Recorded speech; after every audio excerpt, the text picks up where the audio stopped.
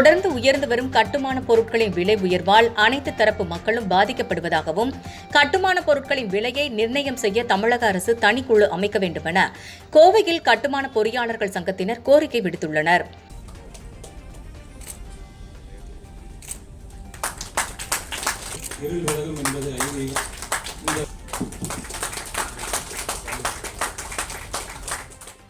இதில் புதிய தலைவராக பதவியேற்ற விஜயகுமார் செய்தியாளர்களை சந்தித்தார். மேலும் கோவை மாவட்டத்தில் உள்ள LPA கார்ப்பரேஷன் அப்ரூவல்களை இடர்பாடுகளை களைந்து மிக சிறப்பாக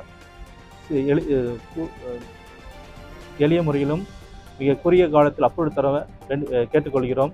மேலும் அரசின் மேம்பாடு திட்டங்களுக்கு பொறியாளர்களை கலந்து ஆலோசித்து முடிவெடுக்க வேண்டும் என்பதை கேட்டுக்கொள்கிறோம்.